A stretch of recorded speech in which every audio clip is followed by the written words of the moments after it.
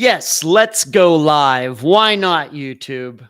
Let's go live. Hello, everyone, and welcome to the live show, the Unfound Live Show for July 3rd, 2023.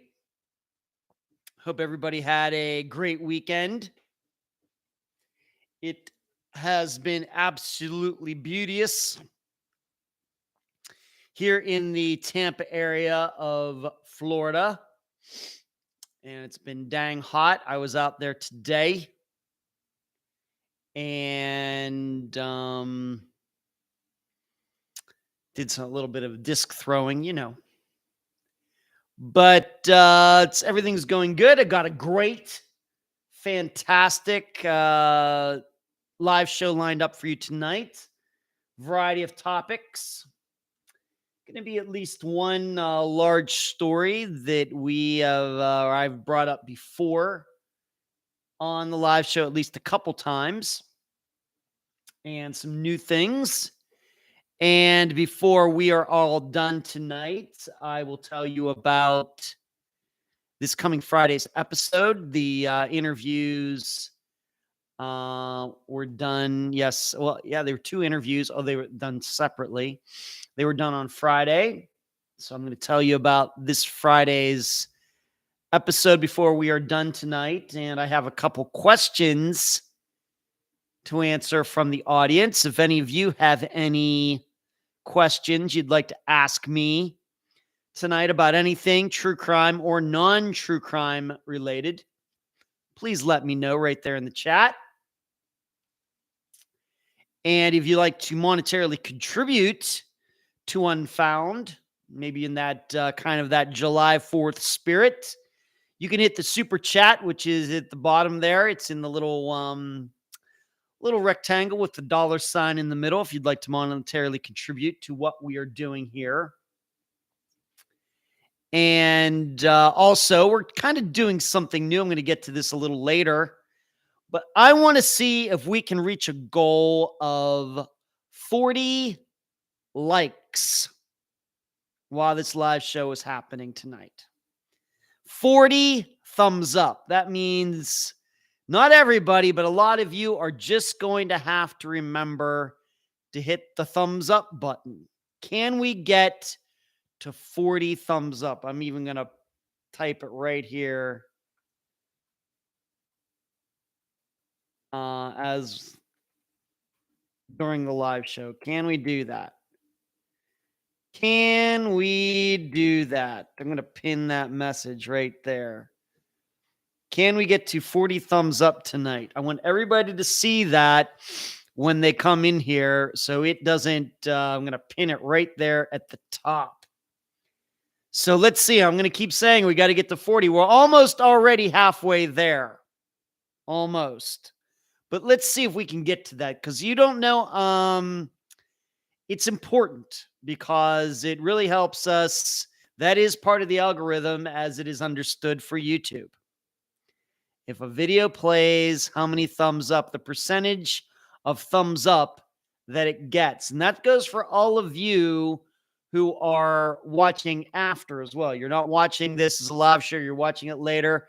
I hope you will give this a thumbs up while you're watching it.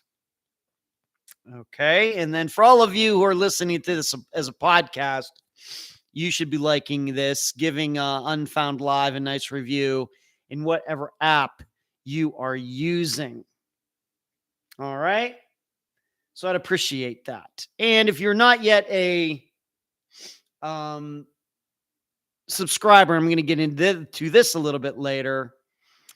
Down here in the bottom right-hand corner is the subscribe button. I just wonder how many of you come to the live show, but maybe you are not subscribers to this channel. Think about doing that as well. I'm going to come back to that topic a little later. But like I said, I got a fantastic show lined up for you.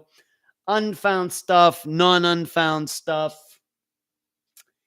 And first, though, I'm going to just start off with a couple of personal things. You've probably noticed that don't talk about personal stuff as much. Try to get right to the true crime stuff, usually, unless there's something unique going on that I think all of you would be interested in. But I had another eating lesson on Saturday. Met my friend Sarah for lunch, and there are three main things that I should not be eating given my dietary issues, the way my body processes things. And that is garlic, milk products, and wheat, like bread. Okay, these are three things that I should not be eating. Maybe one by itself isn't so bad, but I should surely never eat all of the three of them together. So where did I meet Sarah on Saturday? At a pizza place. It was my idea. I'm so stupid. And it was fine, but wow, Saturday night, I did not sleep well. And, acid reflux, I don't usually get it, but man, I had it. And it was just, you got to be so disciplined when you have some of the issues that I have with food allergies and other things. It was bad. Like I said, it's all good, until many hours later. And it is just ugly. But I do love pizza. I was trying to test it out. Did not work at all. Not good. And it's kind of funny because I'm going to be going to Pennsylvania from July 19th to August 2nd. And my dad says, well, I know you can't eat certain things. What am I going to be able to make while you're here and everything? And I'm going to have to email him a list of things that I can't eat. And the list is quite long. So I had to learn another eating lesson on Saturday. And it's just no good. Just acid reflux, just horrible. Now I feel great. Feel absolutely great.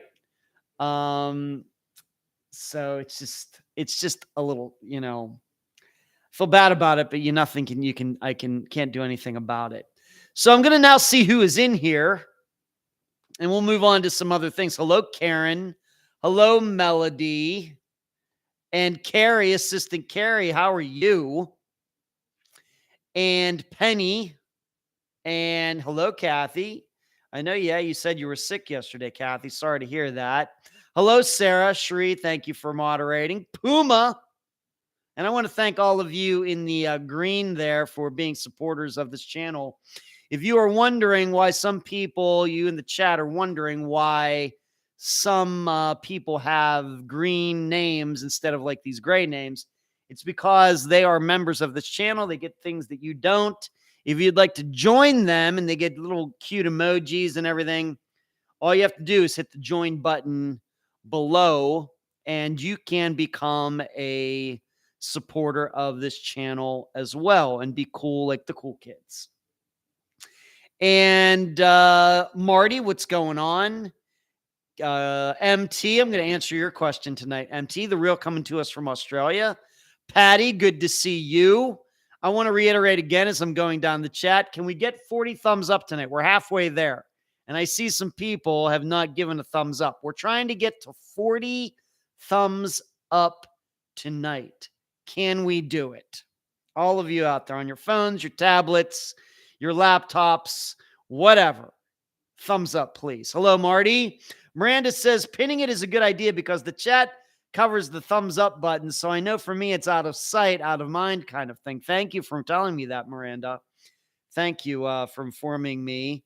Kathy says she always hits the thumb up. I know you do, Kathy. And Mark, what's going on with you? And Suzanne, good to see you as well. Hello. It reminds me. Hello. It reminds me of Uncle Leo from Seinfeld. Hello. Moving on, disc golf had a one-round disc golf tournament this weekend, and I played okay. Just had 3 baskets in a row that got me in trouble. Otherwise, pretty good. Threw some of the best shots I've ever thrown on that course on Saturday morning, but then just kind of fell apart in some other ways. But really, shooting a 56 there, it's one of my better scores in an official tournament round there. So, like I said, I can't complain too much. But it was good to get out. My next one round tournament will be 2 weeks from now. I think it's July 15th over there at Taylor. And then I'm going to be going to Pennsylvania. And I'm going to be playing in a tournament at Moraine State Park while I'm there. That'll be July 29th. And then the big tournament in Orlando is coming back for Labor Day weekend. And I am planning on being there. And I haven't played in Orlando in a couple years. I haven't played in Orlando since 2021, like at Worlds, which I didn't play well. And I haven't played the Turkey Lake courses over there in an official tournament round. Wow, maybe 2019 or something like that. Seems like back in the day, I used to go over there all the time. And now these days, not as much. But so those are some things going on. Disc golf, I did get out and throw this evening. That's why my hair might look a little wet to you in the video, because I took a shower. I got out of the shower about 8 o'clock, and it usually takes like an hour and a half for my hair to dry. So if you're looking at it and thinking Ed's hair looks a little wet, it's still just a little damp. Puma says, curious, you can see on your end, Ed, who hits the thumbs up and not just the number. No, I can't tell who has hit. I don't think I can. I can't see on my end who has hit the thumbs up button and who hasn't. All I can tell you is that that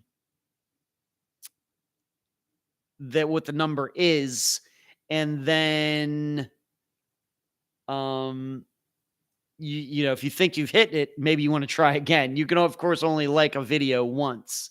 So keep that in mind. And I realize tonight might be a little tough getting there. A lot of people, of course, tomorrow is the 4th of July, at least here in the United States. That's a special day. And so people might have plans this evening, since a lot of people don't work tomorrow. So I do anticipate maybe the viewership might not be the same as what it usually is. But who knows? As I was talking to Eric, telling Eric and Sheree this past weekend, it seems the longer the live shows gets into it, the more viewers we have.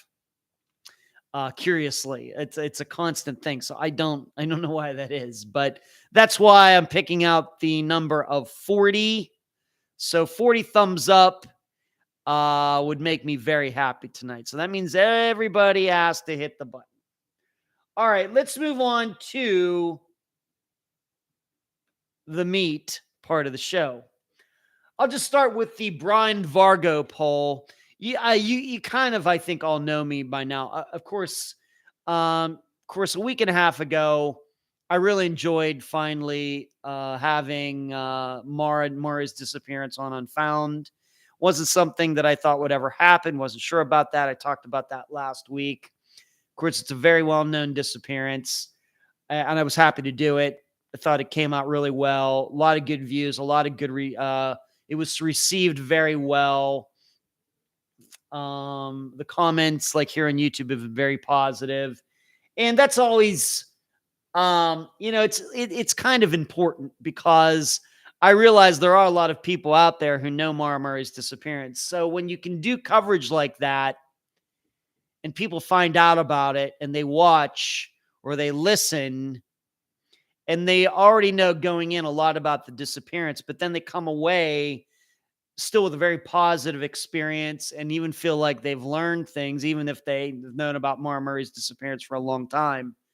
That's, that makes me feel really good that, we're doing things here the right way.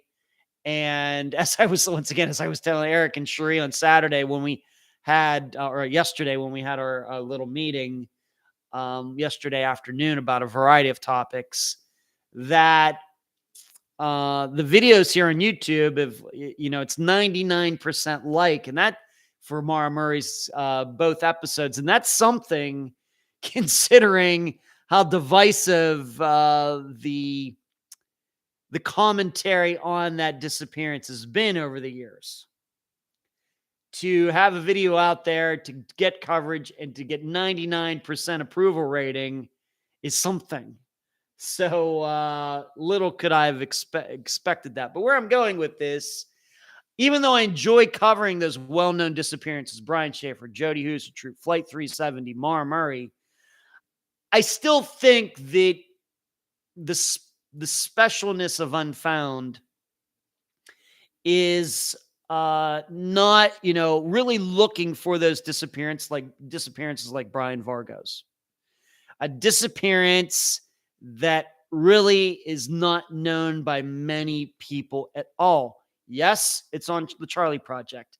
Yes, it's on NamUs, but we now know, as you all now know, it's only been on NamUs for like a month or something like that. And the police report didn't get filed to 2021. And you won't find any news articles on Brian's disappearance going the whole way back to 1976. And to be able to bring that one to everybody, to have Amanda on, and in addition, showing the great work that she's been doing over the last couple years, is really, I think, where my head and my heart lies when it comes to Unfound. Like I said, very happy to cover Mara Murray's disappearance and do it well, and Brian Schaefer's, Jody Huisentruit's, and all these other well-known ones that have been well-known basically since they happened.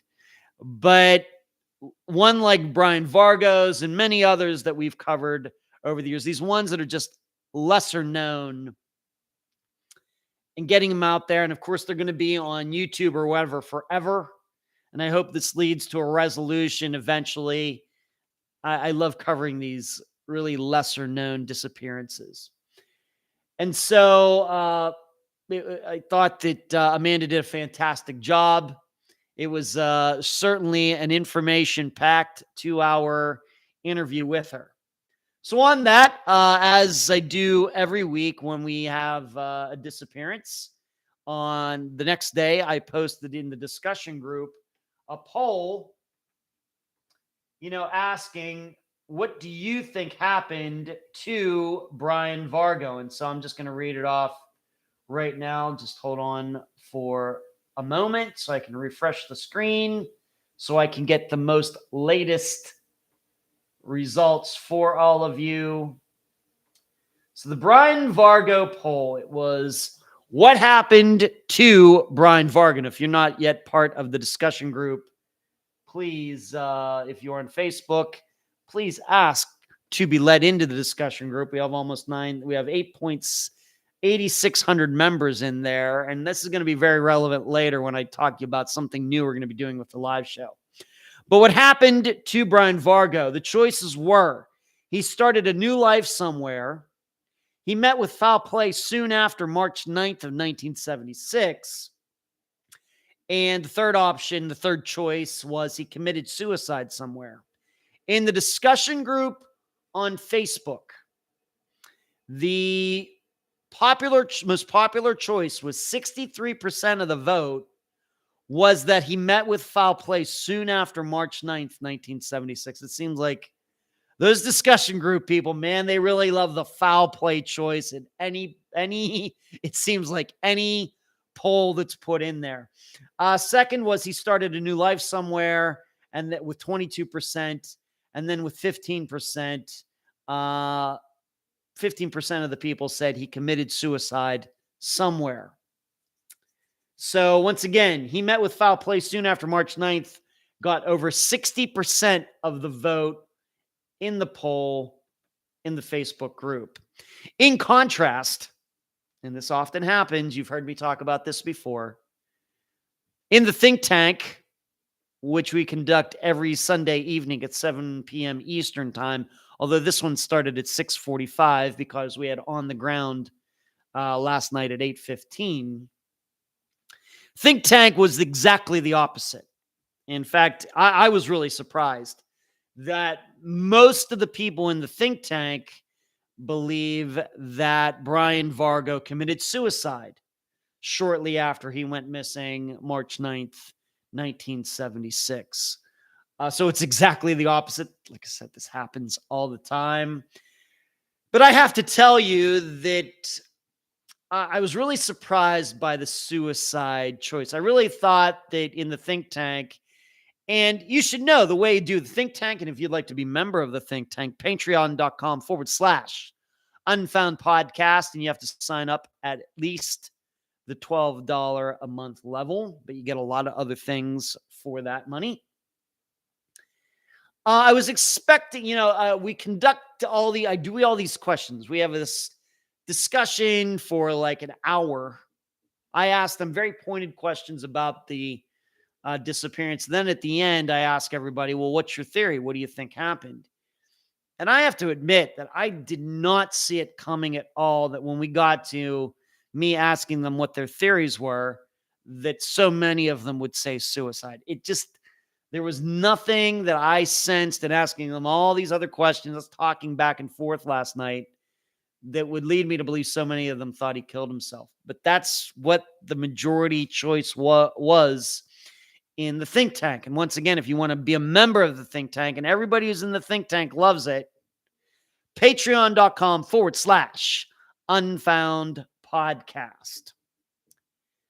So for me, I do the blog. I write the blog. It's usually at least 3,000 words. It's always at least 3,000 words. And it's both written and audio. And to partake in the blog, it's just $2 a month, people. Patreon.com/Unfound Podcast. I decided that he had walked off and started a new life somewhere. I don't think that maybe anybody would be surprised by me saying that. It very well may be that he's deceased now. It very well may be that he eventually committed suicide, but in my assessment, I did not get the feeling that he would have committed suicide shortly after leaving, simply because if he just wanted to commit suicide, there was no reason to quit school and do all of these other things. There's no reason. He's talking about the title of his car. There's no reason that the car had to disappear and all of this. I'm not saying he didn't eventually do that. People commit suicide all the time. It's very sad for all sorts of reasons. He may have committed suicide in 1981 or 1993 or 2007 or something. But I do not believe that happened right after. What are the odds of him being alive now? Well, he was 20 and 76, so it'd still be in his 60s. So I'd say the odds are pretty good that Brian would still be alive. But, maybe he got cancer. Maybe he was in a car wreck. I don't know. So,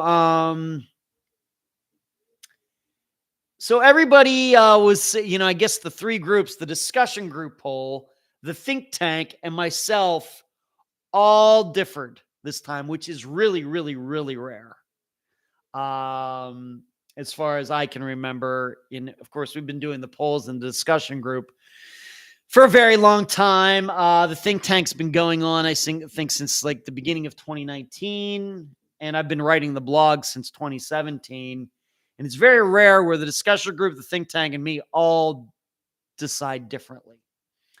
But I was really surprised by you think tank members, and I know many of you here are watching tonight thinking that suicide was the most likely choice. Interesting. What's everybody saying here? Okay, Puma, you got that? All right, thank you. And see, several people follow Julie Murray. I've seen a lot of comments online telling people to listen to the interview. Hopefully it'll bring even more listeners to your podcast. It very well may be, MT. And I'm going to get into some of the talk that I had with Sheree and Eric. That's going to come up a little bit.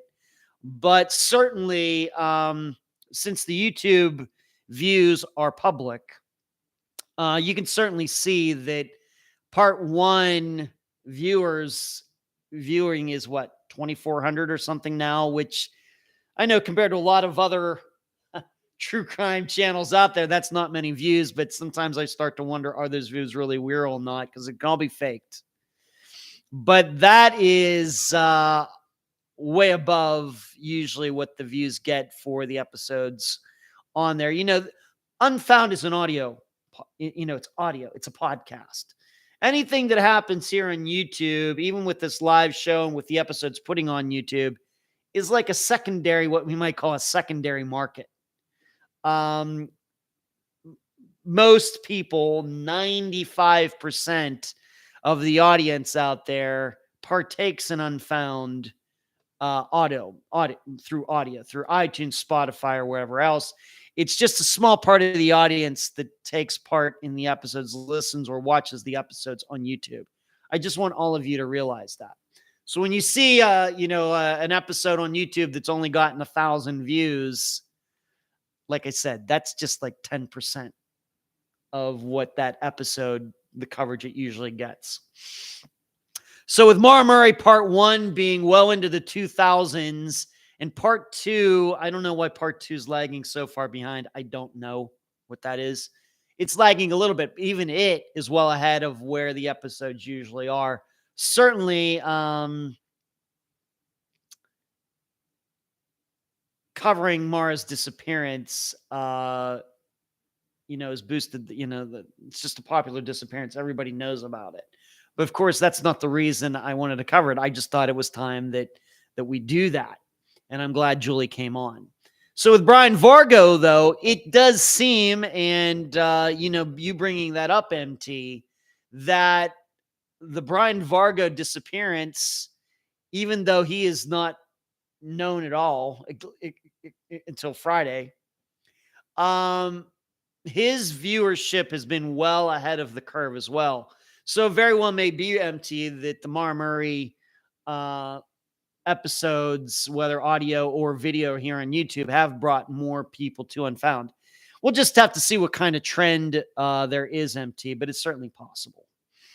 Kathy, that was my opinion from the very beginning regarding Brian Vargo. To me, nothing else seemed likely given. All right, we got you out. Of course, Kathy. Carrie, I think tragic accident on the way back to Colorado. Okay, Carrie. So Carrie's thinking he wrecked in his car or something somewhere, and he just hasn't been found yet. Okay, Carrie. Penny withdrew from school feeling guilty about spending money. See his letter to his dad. I saw his letter to his dad, Penny. Certainly true. What's unclear, though, is if we're just not sure if that was sent. Of course, being that it was in Brian's stuff, did he ever actually send it to his dad? We don't know. It's a letter, but if it was something that he sent, wouldn't have been in his dad's possession, his parents' possession, not at his place. That's the way I would look at it. So we just don't. It's just so hard to tell, Penny, but I get what you're saying. Seemed like a troubled young man, a bit. I don't believe the title story, as I stated in the summation. And when you start to doubt that, then pretty much anything, I guess, becomes possible. And if you want to believe that somebody murdered him, no facts to dispute that. I'm not going to surely argue with somebody who might think that. So, Brian Vargo's is the kind of disappearance that leaves itself to a lot of speculation. In my opinion, many more possibilities with Brian than there are with Mara, given that it was just the week before. Just as an example, if we want to compare two disappearances back to back, there were back-to-back weeks. That's the way I look at it.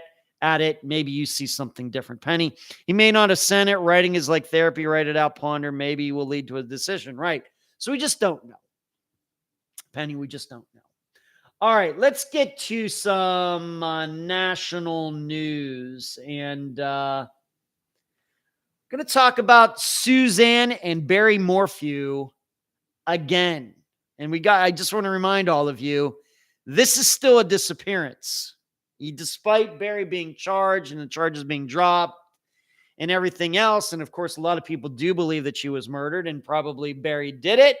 But we have to remember that this is still a disappearance. And as long as it's that way, dare I say, maybe somewhere down the road, next year or something, it very well may be that Suzanne Morphew's disappearance makes it on to Unfound if it continues to be, unsolved for long enough. I don't know who I'd personally talk to. Can't talk to Barry. Probably can't talk to their two daughters because it does seem that I don't know how unbiased they might be. Maybe if we could track down somebody in Suzanne's family, that's a possibility. Just want to preface that before I get into this conversation. And this is something that Sheree and I were talking about a couple days ago through text. Because there is new information out there regarding this. Sensitive documents in the Barry Morphew murder case showed that his wife was finished with their 25-year-old marriage and very much in love with another man. Some of Suzanne Morphew's communication with a high school flame has never been made public. They were revealed in a timeline which was filed March 25th, 2022 and unsealed Tuesday evening. That's last week, less than a week ago. Nobody loves you like the way I do. I crave with you. I crave time with you. I crave the feeling I get when we connect physically or emotionally. You're my guy always. This is what Suzanne wrote to this other man, not to her husband. The next night, May 8th, 2020, Morphew wrote her secret boyfriend again, this time while she was out to dinner with Barry. You're the only real love I've known, the only love I want. Allowing the romantic communication between Suzanne Morphew, 49, and Jeff Libler, a father of 6 who lived in Michigan, was intended to convince a jury that the Morphew's marriage was disintegrating, contrary to what Barry Morphew first told investigators. Judge Ramsey Lama never got a chance to rule on whether to allow the text. The case was dismissed without prejudice by the prosecution for lack of evidence on April 19th, 2022. That was over a year ago now. Days before jury selection was to begin, Barry Morphew was facing first-degree murder charges in the case and was allowed to go free. The term without prejudice means the case can be retried at a later date. According to her communication with her best friend, Sheila Oliver, Morphew was struggling with her marriage for almost 2 years. In the motion to introduce the statements, FBI investigator Jonathan Grusing wrote that Suzanne Morphew's communication showed the ups and downs that occurred from May 2018 until her death in May of 2020. So it's been over 3 years now. And explained to the jury how the marriage reached its tipping point by May of 2022. During their affair, Morphew and Libler communicated on LinkedIn and on WhatsApp, a phone application which allows users to chat over the internet as opposed to standard SMS texting. She never told anyone about the multi-year fling. And this is something, and I even have this highlighted in my notes, this article that I'm reading off to my left here. This really caught my eye.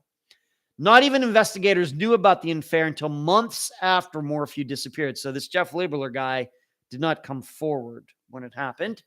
They interviewed Libler in November of 2020, but by that time, he said he didn't remember their last conversations and his phone had been destroyed. That's in this article. I know a lot of you, if not most of you, if not all of you, think that Barry did this, but it is curious. I don't know. Jeff Libler's alibi might be as solid as this table right here, but when I hear something, they interviewed Libler in November of 2026. 6 months later, he didn't come forward himself. But by that time, he said he didn't remember their last conversations. The woman, the love of his life, he was cheating on his wife. He's sexting with Suzanne Morphew, but he just can't remember the last conversations. And that his phone had been destroyed. Oh, really? Moving on. In another motion, the defense wanted evidence that Morphew watched forensic files and other true crime shows to be scrapped from the trial.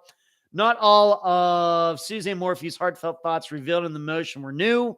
Some of her texts were discussed during the August 2021 evidentiary hearing, but dozens of thoughts she expressed to Oliver had remained under seal until now. Let me just see what everybody's saying. Cherie, Jonathan Grusing, same FBI agent as the Gannon Stock disappearance. Thank you for that, Cherie. Valerie, your hair is looking great, Ed. Hello, everyone. Thank you, Valerie. It should, being that I took a shower like an hour before we turned on the camera tonight. Very kind. Thank you, Valerie. This might explain why, Carrie. I was going to mention that too, Cherie. Okay, regarding that FBI agent. Some of them had already been ordered to be suppressed by Lama, and he may not have ruled to admit them. On November 27th, 2018, in a timeline created by Grusing, Suzanne Morphew wrote that her husband sensed she was gaining strength and was uncomfortable with it. Just not need his approval all the time is so freeing. Just not needing his approval all the time is so freeing. Really, I've really had to do my own soul searching. Many things I've done wrong over the years and allowed to creep in. Breaking the codependency for me is big. As the months went on, Grusing documented the 49-year-old mother of two's growing need to get a divorce. On August 25th, 2019, she wrote, I feel no peace when he's here. I don't know what to do. I don't feel safe around him. He's lost my trust. He will do anything to come out looking good. Suzanne Morphew also worried about the couple's two daughters, one of whom, Macy, still lived at home. He pulled girls in and told them everything that day. I lost all respect for him that day. Macy mentioned us separating today or divorcing. She wants us happy. She's tired of the tension. He plays the hurt one. The document, I tell you, not to foreshadow everything for the end of this live show, but this all reminds me so much of this coming Friday's disappearance, by the way. The document was important to prosecutors because they believed it showed that Suzanne Morphew's state of mind was in direct opposition to what Barry Morphew told investigators when they first interviewed him the night she was reported missing. Prosecutors said that Barry Morphew was not truthful about his failing marriage when he was first interviewed by law enforcement. On May 10th, 2020, Morphew said that the evening before, the couple had shared a wonderful night eating steaks, doing adult things, and going to bed early. Detectives became suspicious when, contrary to Barry Morphew's description of a perfect evening, a couple of Suzanne Morphew's texts just 2 days earlier revealed that their marriage was actually on the rocks. It's been hard dealing with the harsh abrasiveness and having to show respect. He's also been abusive emotionally and physically. Suzanne texted her older sister on May 8th, 2020, describing her husband of 25 years. There's so much, hard to share it all and give you a clear picture. Earlier that morning, Morphew wrote a list of grievances she had with Barry, whom she met and married in their hometown of Alexandria, Indiana. Her words strengthened the district attorney's theory that Barry Morphew killed his wife in a fit of jealousy and insecurity. That theory was revealed in the August 2021 evidentiary hearing. I got that word right. Chief District Judge Patrick Murphy bound the case over for trial shortly after that, but the prosecution dismissed its own case for lack of evidence on the eve of the trial in April 2022.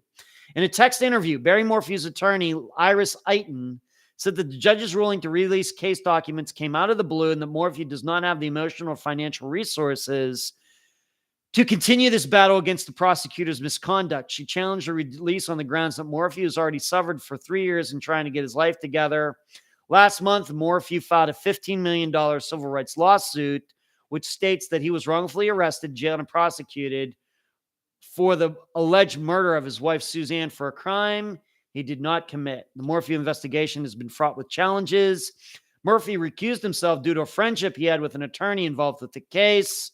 There was a change of venue from Chaffee to Fremont County, and the most recent district judge, Ramsey Lama, stepped down from the bench soon after. Chaffee County Sheriff John Spezzi, who is in charge of the Morphew case, told the Denver Gazette that the case is ongoing, but legal observers say the longer a case goes, the more others pile up. That's certainly true. What it sounds like to me is law enforcement needs some help. It looks like we're having public disclosure, and that signals to me maybe law enforcement is looking for help with the public in resolving this case, said former federal prosecutor and criminal defense attorney Eric Faddis, who acknowledged this looks like this is going in the direction of a cold case.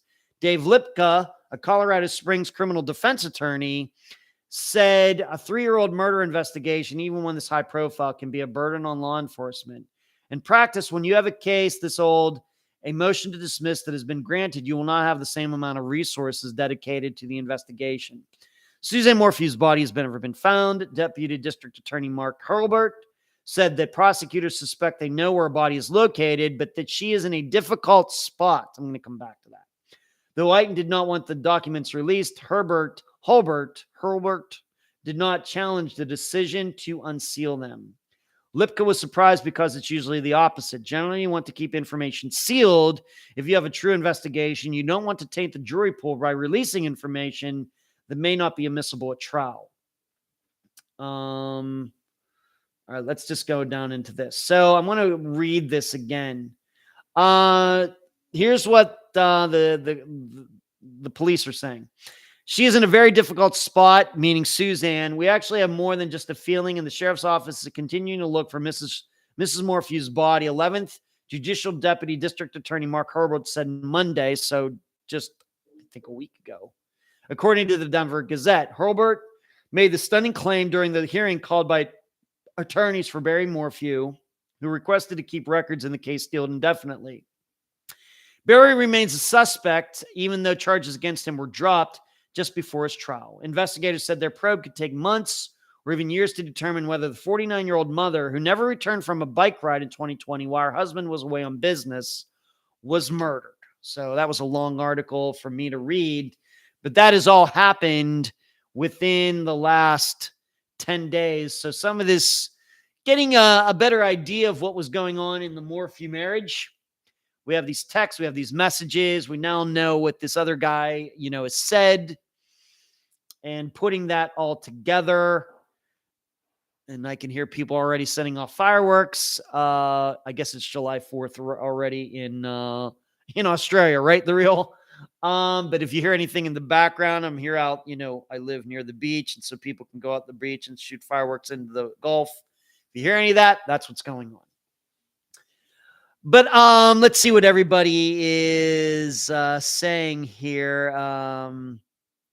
MT, this might explain why Suzanne's daughters support their dad. Yeah, because they now know that their mother was cheating on their father.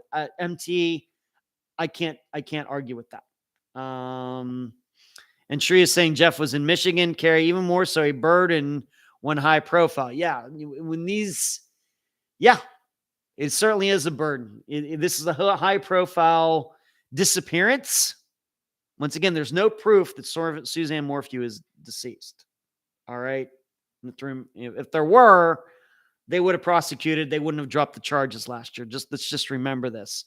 We think we know what happened, but it is curious. Sheree is saying Jeff was in Michigan.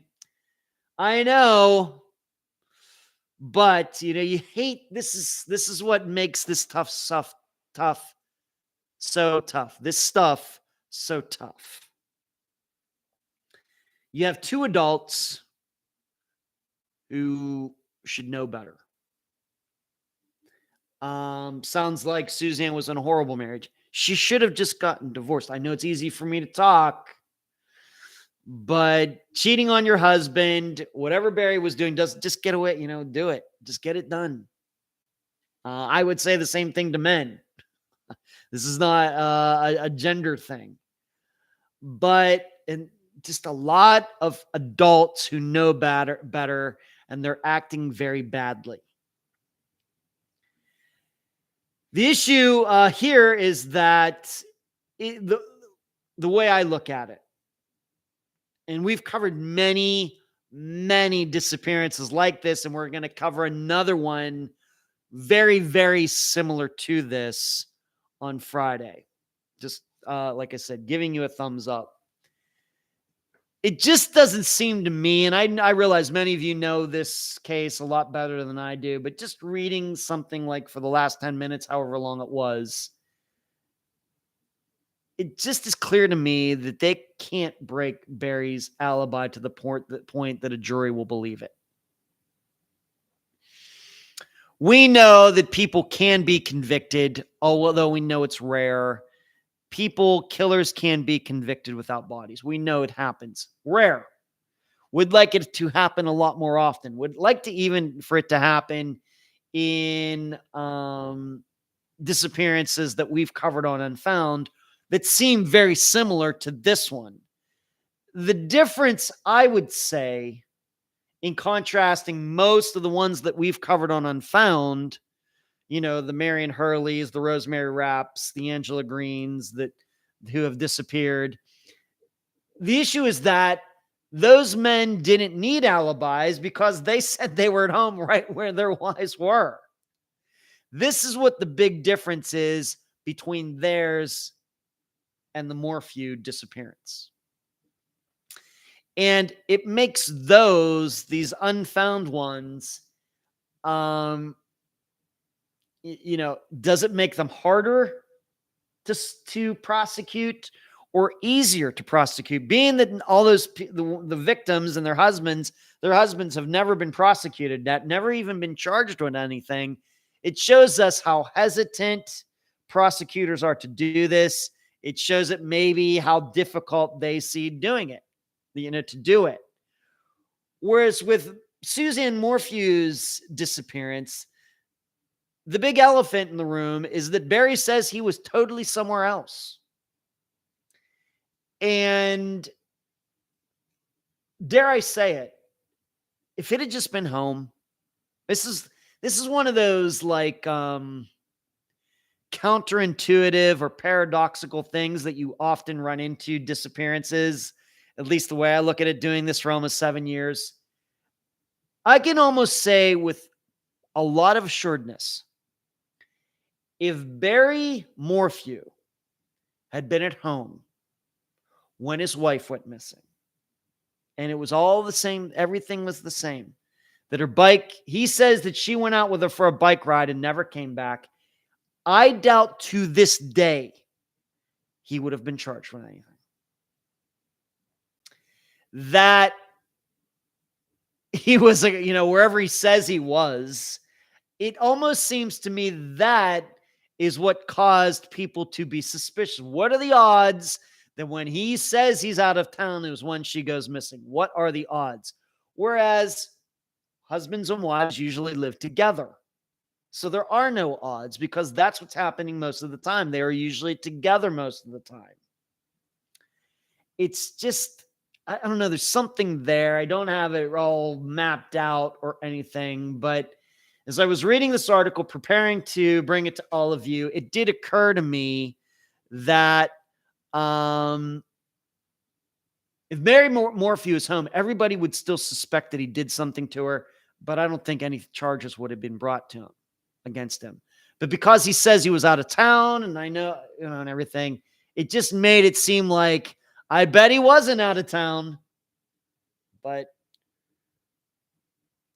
I still continue to believe also, once again, almost opposing this, directly opposing to just what I just said, that it's just clear to me that they can't break Barry's alibi to the point that a jury will believe it. I think if they could prove, pretty well factually that he says he was here, but actually he was right down the road or even anywhere else. He says he was here, but he was somewhere else. I think that they would have brought these charges against him, even without her being found. Pretty sure. Let me see what everybody else is saying about this. Miranda says, it seems like she was in an abusive marriage and that she can take a while to get out for some people. True. Penny says, Bazinga, that's right. No place like home has more than one meaning. Cherie says, the affair actually speaks very loudly to motive. If Barry found out when his truck got home that day, how does Barry know she went on a bike ride if he was out of town? I think, we just have to realize that there's a reason they dropped the charges. There's a reason. I mean, we know most of the time charges aren't brought at all. I mean, all of you, if you're tuning into this live show, you're really, really a very energetic, unfound listener. I appreciate all of you being here tonight. But we've covered a lot of disappearances like this, and we know that except for like Angie Arnell's husband, who did end up being prosecuted, went to jail for a little bit, and he's now a free man for years and years and years, and she's still missing. Other than that, charges aren't brought against these guys. But something happened, and it's just something that we may never know until a trial actually happens, if a trial ever actually happens. Because they have to realize, if you've been looking for this, and as Sheree and I were talking a couple days ago, this whole stuff about, well, she's in a very difficult place and everything. As Sheree said, I'll just credit Sheree with this. That's all completely BS. If they knew where she was, they'd just go get her. Well, she's in a difficult place. I mean, let me read that again. It's a little pathetic. I mean, she's in a very difficult spot. We actually have more than just a feeling. And the sheriff's office is continuing to look for Mrs. Morphew's body. They don't know where she is. If they did, they'd go get her. If Barry Morphew hid her in North Korea, they'd go get her. They'd work something out with Kim Jong-un and go get her. If he put her body down at the bottom of the Atlantic Ocean with the Titanic, they'd figure out a way to go down and get her. This is all just talk. I hate this stuff. I hate it. It's just drama. It's just, if you know it, just go do it. You don't have to tell us. Yeah, all right, just go do it. Stop talking. The way I read, of course, I've gotten things wrong before. But I've gotten a lot. I tell you what, I've gotten a lot right since Unfound started as well. I've certainly gotten some things wrong. I would not be thinking that Barry Morphew is going to get charged again anytime soon. Now, what does that mean? Let's just say for the rest of this year.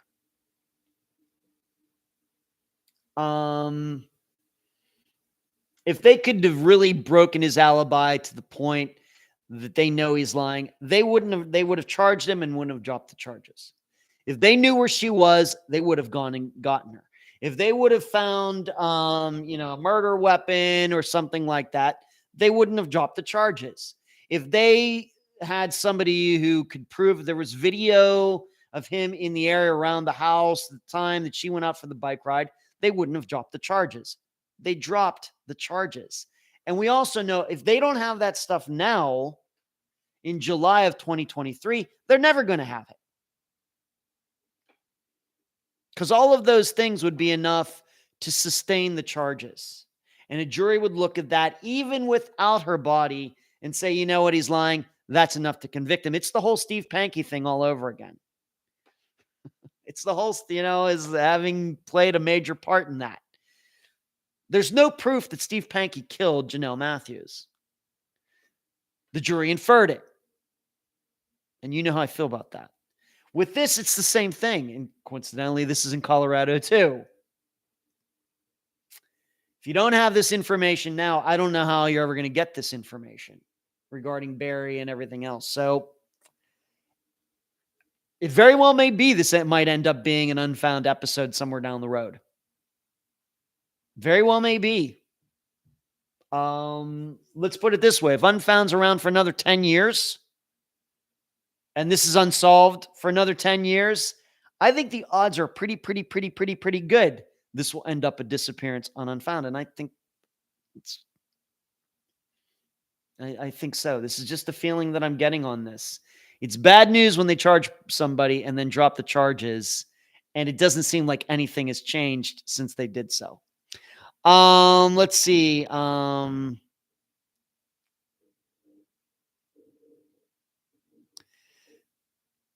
Speaks very loudly to motive. Yeah, there's certainly a lot of motive here. Certainly. The problem here's the other problem. And once again, I don't know what happened. The problem is that I also think if Suzanne had not been having this affair, I also think probably that they might have kept with those charges. I think there's a good point of that too.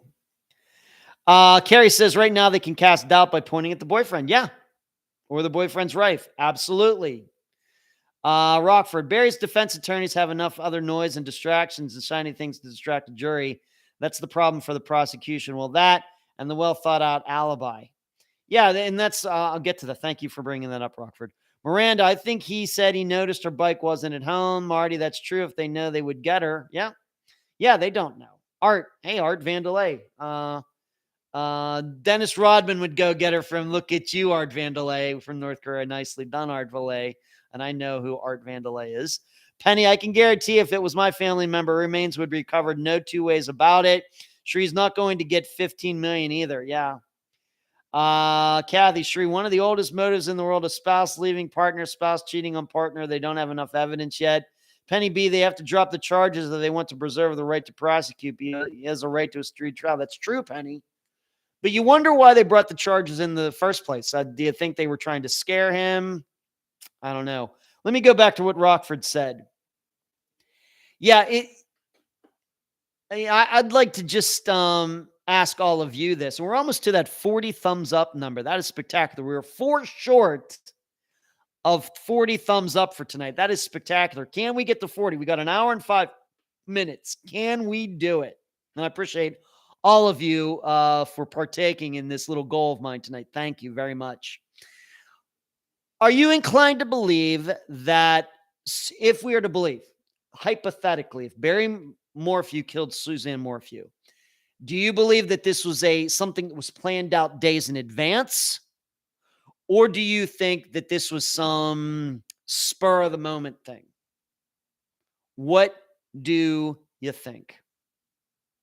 What does your gut tell you? Now, I will tell you that as you know, I'm inclined to believe that a lot of these things happen like this, spur of the moment. And especially helps if the guy's there at home and he's not saying he's like hours away. That I'm inclined to believe that this was something, it was domestic violence that went that one step further. And the guy decided he couldn't go back. But I'd like your insight to all of this. You've been listening to Unfound for a while. You know, this is how we think about disappearances. One of the things we think about is, if we believe it's foul play, was it planned? Wasn't it? For example, some of these that we know that have been solved. Zoe Campos, not planned. Surely spur of the moment. Whereas Tyler North, and that trial is going to be happening, surely planned. What would be another one? Andrea Bowman, hard to tell.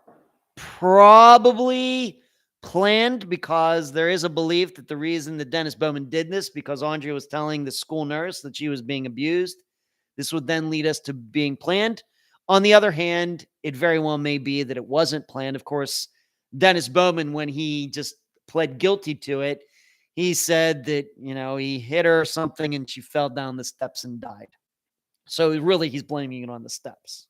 So I don't believe that happened at all. So it would lead us to believe that maybe it was planned. But there's some wiggle room in there. So here at Unfound, for these disappearances that have been solved that were foul play, that were murders, we have a little bit of a variety there. So for all of you, what are you thinking about Suzanne Morphew's disappearance? Are you thinking that if Barry did it, that it was spur of the moment, or was this something that he planned out? Did he think this all, okay, I'm going to kill her, I'm going to pretend I was here 2 hours away and everything? Or is that just the way it worked out? I would like all of your thoughts on that. Is anybody who wants to give their opinion on it? And we are only one more thumbs up away from 40. Maybe we should try to go for 45. What do you say? We got an hour to go. When we get to 40, I'll decide if I want to just try to push you a little bit more. So what's everybody saying? Carrie says, I think bringing charges was a bit premature. I guess so, given that they dropped them. Okay. Shree says, heat of the moment. Carrie says, random act. Art, he seems like a planner, so we're going in the planning direction. Kathy, second degree. They had an argument that boiled over, so not planned. Spur of the moment. Veronica says, in the moment. Deborah, spur of the moment. Hello, Deborah. What's going on tonight? Good to see you. Rockford, planned. Spontaneity can be a criminal's friend in random cases, but usually not in domestic cases. His alibi deal makes me think he planned it. All right, so Rockford's in the plans category. MT is in the planned category. So we're splitting it really, really close to 50-50. Shuri, when he left that morning, he thought he was happily married. He found out differently when he came home early and found Suzanne texting. Okay. So spur of the moment. Apparently, prosecution may have had some of their evidence quashed. If there's no public reference to the hearing to squash, it may have been in camera. Look at you using the fancy trial terms, Penny. Penny, good one, Shuri. Why was the cell phone pinging all over the yard? Planned. So Penny's going planned. So we're pretty much 50-50 about whether it was spur of the moment or planned. Interesting. Like I said, I usually in these sort of situations default to spur of the moment. So that's what I'm going to have to do here. Here's another problem, I think, with this case that is a problem for the prosecution, is that we're only getting a sample of what she said. And in a way, Suzanne Morphew sounds like a little bit of a desperate woman. And it very well could be. I'm not saying you have to believe it. I'm not saying I necessarily believe it. But we know what happens when people, get into desperate situations. What do? They do go running off by themselves. And they do commit suicide. And they do put themselves in complex situations and everything else. So reading that, did she make a very rash decision all on her own that day? This doesn't help the prosecution. Just her own words hurt her. Not because she's talking about another guy, but just the emotion of them, her mental state. Could lead people to believe, once again, in a trial situation where everything's treated fairly and everything else, it could lead the jury to think, you know what? She sounds like a desperate woman. She's married. She's not sure how she's going to get out of this marriage. The man she's in love with is in Michigan, many, many, many miles away. She feels cornered. She feels stuck. What's a person to do? That doesn't help. Penny,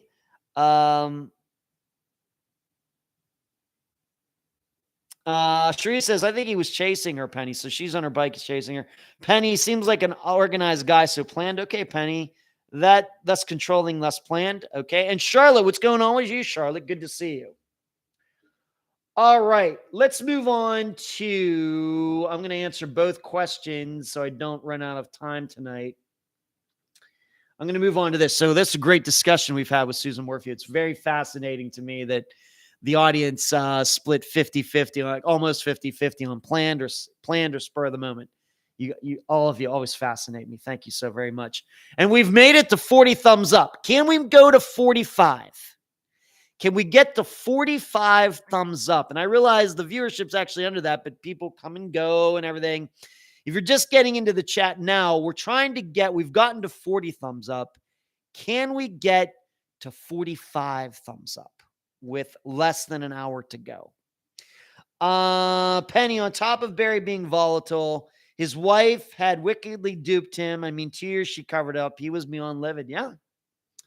That would lead to a spur of the moment, possibly Penny, but you're also saying it was planned. So, okay, Charlotte, I think he killed her and it was planned. Okay, Charlotte, put you in the planned column. All right, we're to 41. Penny with the die. No, thank you, Penny. All right, let's answer these two questions. And both question askers are in the chat tonight, so that's fantastic.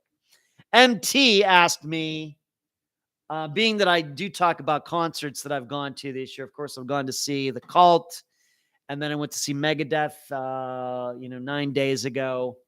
What was my first concert? My first big concert that I went to was at the Civic Arena.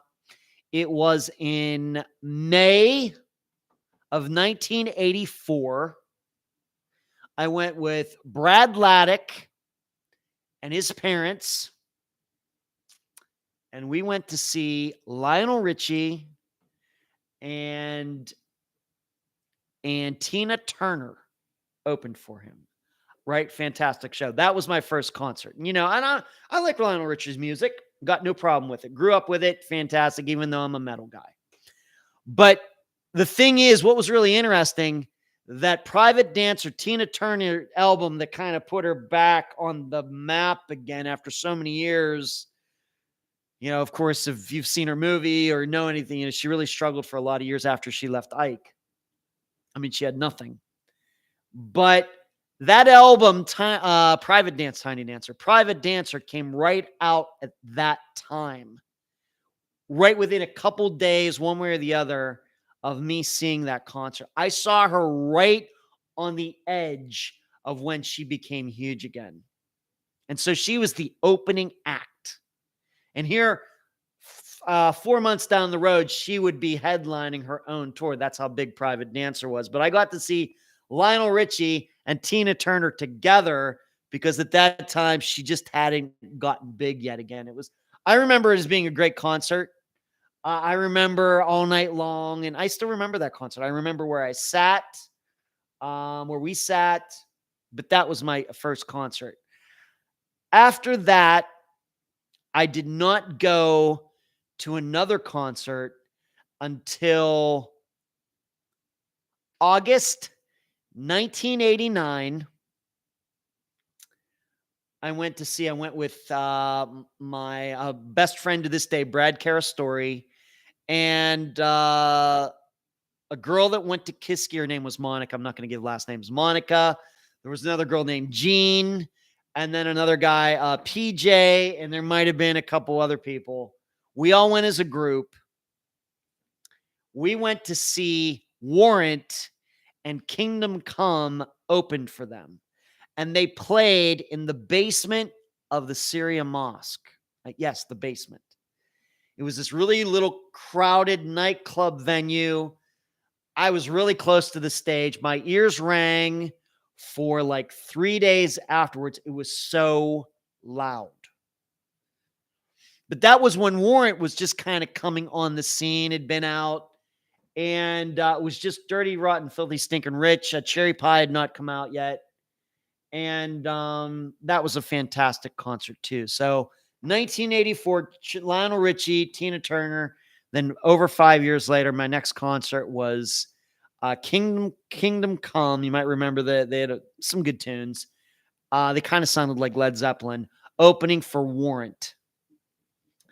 So there you go, MT, answering your question. Penny says, fail to plan to fail. I agree. True agrees with Penny. Art says, well, that's a ticket. Yeah, Lionel Richie and Tina Turner. It was spectacular. Rest her soul, Tina Turner. Charlotte said that would have been so great, Mark. Private Dancer was a great album. It is. I learned to roller skate to that album, Mark. That was that soundtrack from my 8th grade year. That Van Halen's 1984, Chicago, all Culture Club, that 1983, 84, 85 music, Prince, brings back so many memories. Charlotte says, I saw Warrant in Cincinnati. Props to Lionel Richie. Charlotte, Def Leppard in Cincinnati another time. Okay, Art, my first concert was The Who at Shea Stadium in New York City. Look at you. And The Clash opened. That was 1984 as well. Fantastic. MT, well, thanks for answering my question. MT says, I was supposed to see Warrant, but they canceled, so Alice in Chains filled in. They were unknown at the time. Wow. Interesting, MT. Thank you. Yeah, this was still 1989 was when the glam metal and everything was still popular. Everything, of course, would change by about the time 1992 came around. All right, and the other question is, Penny, hello, Penny, asked me who comes up with the titles for the episodes. I do. Penny, I tried to, we've had a different title since the beginning. So 297 disappearance episodes, 297 different titles. And I come up with them because I think it helps to think of these things kind of in themes. And I do, I love words and I love playing with words. I love creating, the episodes and writing them. No, I don't use AI or anything. I never will. But I come up with the titles for the episodes. And sometimes you will notice a lot of times I get the titles from the episodes from something that the guest says during the interview or something, a topic that we happen upon, and I kind of riff off of that. So I don't create the titles for the episodes until the interviews and everything else have already been done. So that is how it all gets done, Penny. But thank you for asking. I don't think I've ever been asked that question before. Good one. Might have to include that in the next Q&A episode next year if I can remember. Carrie says, Stormy Dorsey, thank you all for sending your thoughts and prayers out to Stormy Dorsey. As Carrie's saying in the chat, she is home and doing well. 297 themes equals good. Thank goodness. No, thanks for answering. I'll remind you. Okay, Penny, thank you. All right, let's get back to the business of disappearances. And I want to talk about this young man who went missing for 8 years and ended up being alive. In fact, I have 2 kind of stories like that.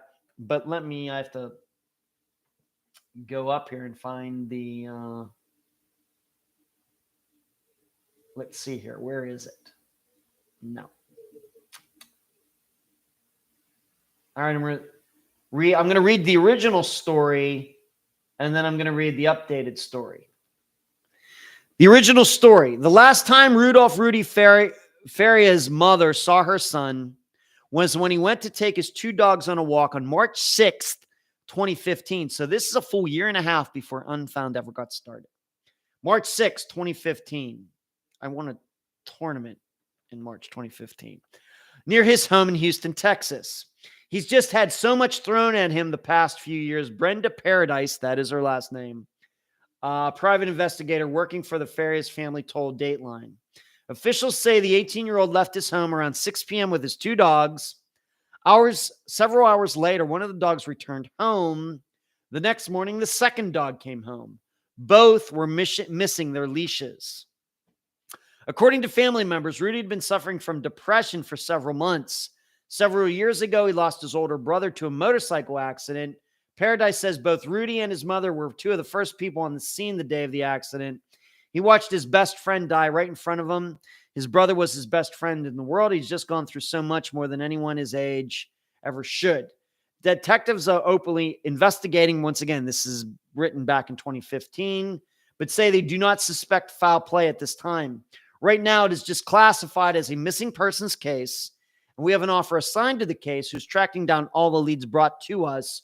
John Cannon, spokesman for the Houston Police Department. Regardless of what may have happened, Paradise says all Rudy's mother wants is answers and closure. This family has been through so much. Whatever happened, a mom needs answers about her son.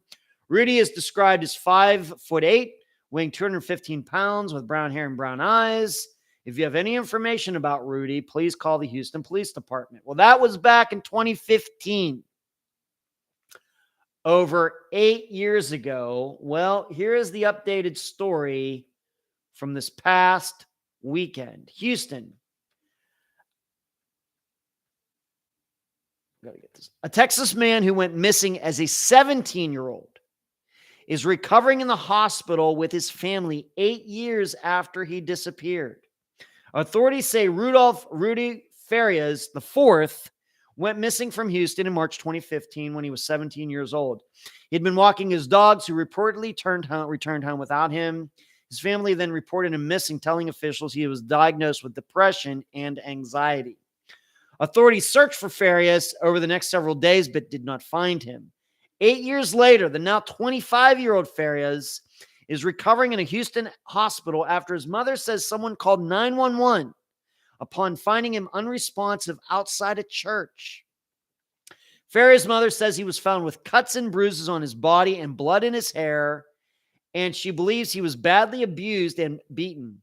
She told KTRK that family members have tried talking to Farias, but he will only say a few words. She says it will take a long time for his son to heal, but she is thankful he is alive. Please continue to keep his family in your prayers as Rudy recovers.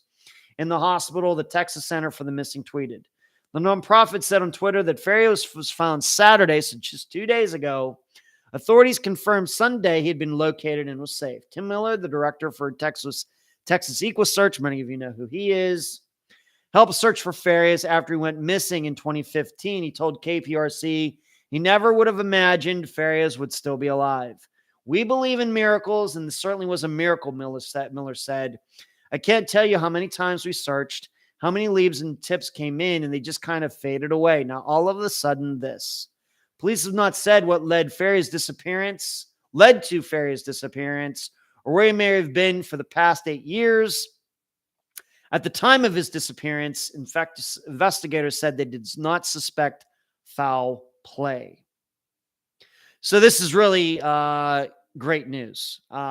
Stunning, of course.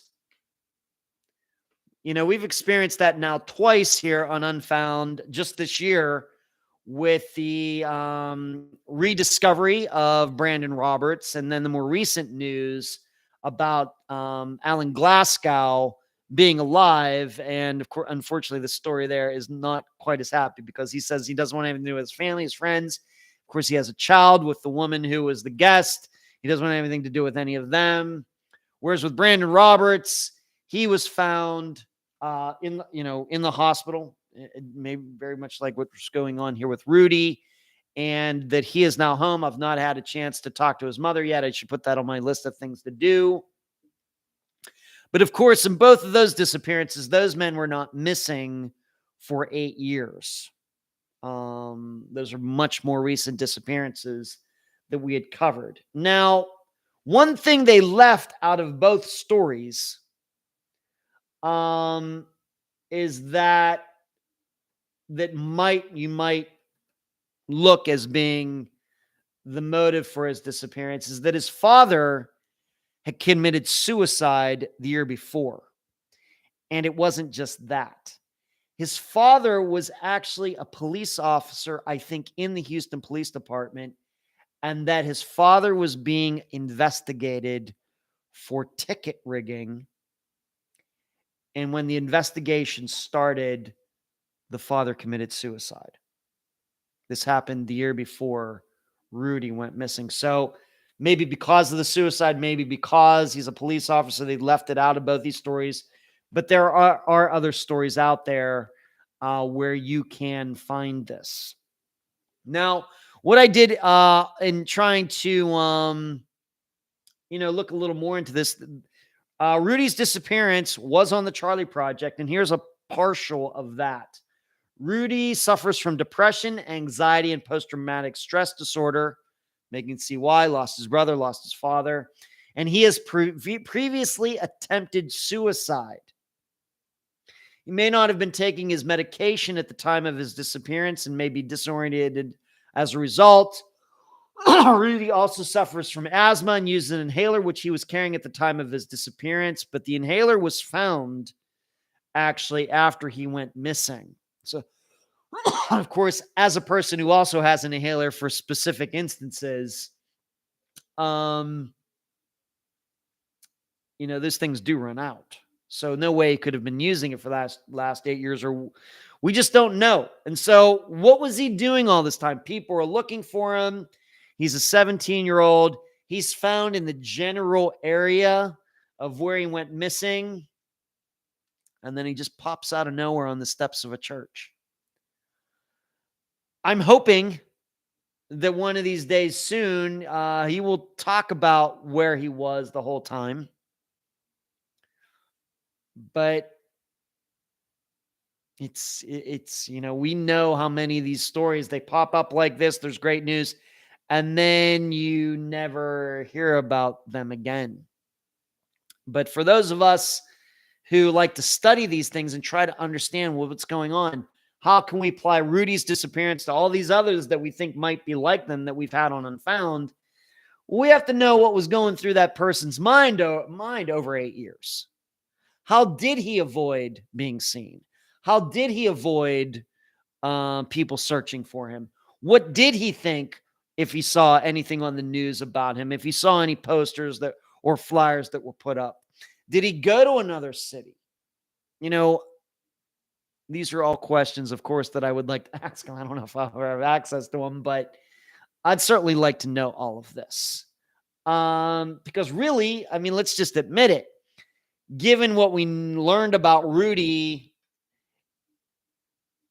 17 and all these other things going on in his life at the time, he doesn't seem like the type who would have been able to survive on the streets for 8 years. So, as I even went to web sleuths to see what people were saying over the years that he was missing, some people were thinking, could he have gotten abducted? Could he have gotten sex trafficked or something?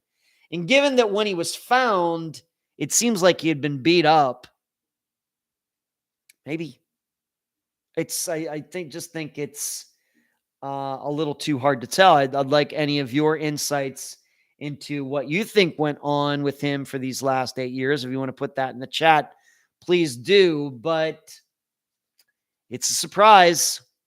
It's, as the guy from EquaSearch, I mean, he knows disappearance as well as anybody. And he even says he's stunned by it. So if he's stunned, that should tell you something. Shri says that this young kid we're talking about, that he was supposed to testify in a criminal case as well. I might have read that, Shri. Thank you. Art, I'm pretty much partial to my THC inhaler. Okay, Art. Carrie, you are very welcome. Charlotte, maybe he was being held at the time and escaped. That may come out, Charlotte. I think it's something that we have to be open to at this time. I don't know how likely it is, but nothing contradicting that. Serenity, thank you. Appreciate it. Suzanne says, I think he was taken by someone. We do have to remember that when he went missing, he didn't take his dogs with him. They actually ended up coming home. Amazing how dogs can do that. Cherie, the homeless population is huge in Houston. All kinds of people survive. I think that's the answer. What do I know, though? Well, you do live kind of close to that area, Cherie. All right, several extended family members have claimed the mom had him locked away. Wow. Okay, Art, if you wanted to put a link, I did not, in reading about it today, I did not see anything like that. So if you'd like to post a link to wherever Reddit, if it's on Reddit or something, though, I don't know if I'm supposed to believe that. But if you have a reputable link of something like that, Art, please put it in the chat. And maybe Cherie, if he puts, or she, or maybe Art Randall is a woman. I don't know. But if you want to put a link or something in there, Art, maybe Cherie can check out the link if it happens before the end. Well, if it's mentioned by another YouTuber, I don't think we want to get into that, Art. I don't think we want to go there then. Then I start wondering. We don't know. I don't think we can do that, Art. So I'm not going to do that. Not saying it's not true, but I would feel much better if it was something that was like on Web Sleuths where I know things are getting moderated, or it's an actual news starter. If it's on Reddit, people can just write and say anything out there. All right. So very great story. Will we ever know what went on during this whole time? Maybe not. We're to 44 thumbs up. Can we get one more? Can we get one more? Can we get two more? Somebody, maybe you just came into the live show, maybe just getting off work and has not hit the thumbs up yet. This happens all the time. Can we get to 45 thumbs up? Please consider it. We've already got past our goal, and I appreciate everybody we're going to start doing this every week, by the way. But I appreciate everybody who is giving a thumbs up. There's 45. There we go. All right. I think we can all relax now. If, of course, anybody wants to add in another one, please do before the end of the show. But 45, spectacular, everyone. Thank you. Great job.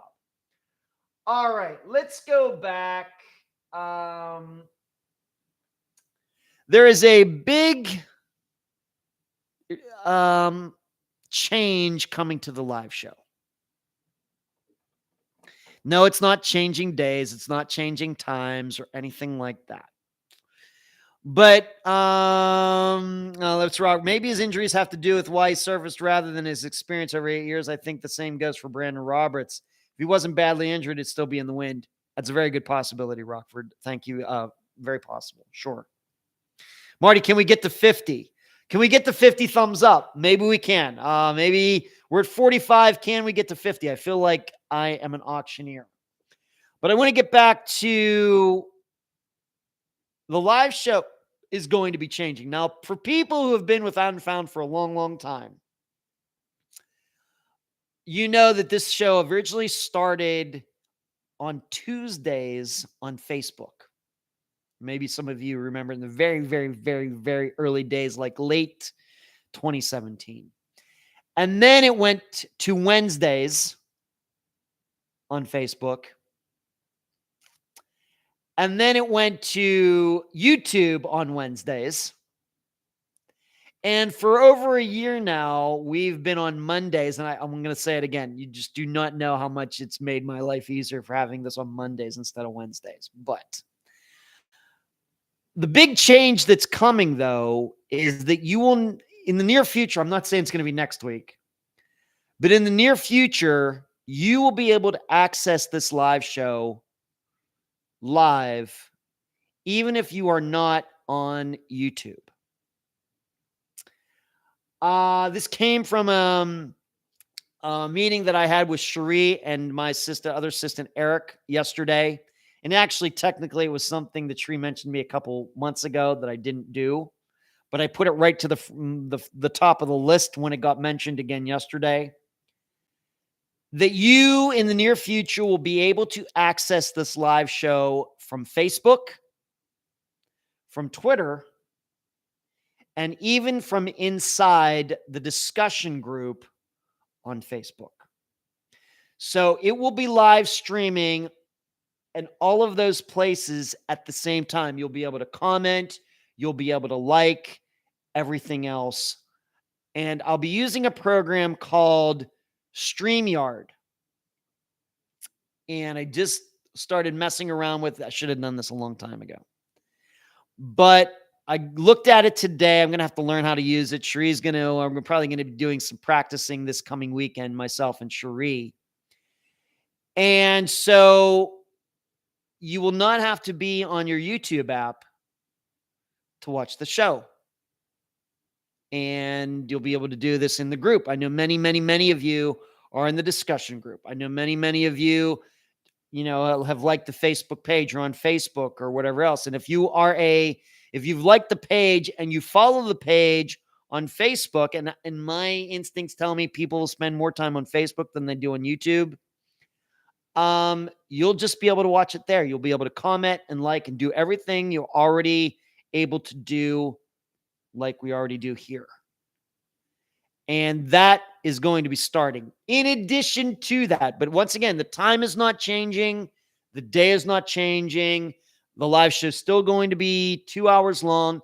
It's still going to be a podcast. I'll still be able to turn it into audio for people who can't get to it on Monday nights, want to listen or watch on a Tuesday or Thursday or whatever. The other thing that's going to be starting is that the way you see me on here is going to change. I know many of you watch probably other live shows or videos on YouTube, and there's usually like if you're looking at me right now, there's usually like a banner down here, or it's like framed, or the host's face is like up in a corner and there's pictures or whatever else. I'm going to start doing that for the live show as well. So it very well may be when I get kind of really skilled at it, that when I'm talking about an article or something, I can just have, I can click something on the screen and it'll show maybe the picture, for example, this previous story, Rudy Farias picture or something. And when it's talking about Suzanne Morphew, I could paste a picture. But what'll this also allow me to do is post links and things on this screen for all of you that say, hey, while you're watching, maybe you want to check out the Unfound store, unfound-podcast.myspreadshop.com. Are you a Patreon member yet and everything? So I guess what I'm saying is I'm going to be getting a lot smaller in the picture. So I can do, some of these additional things that a lot of other people are already doing, both inside and outside of true crime. For example, there's a channel that I go to once in a while here on YouTube called Beyond the Trailer. And I think the woman there does a great job reviewing movies, talking about the movie industry and everything. That's all she does is use that.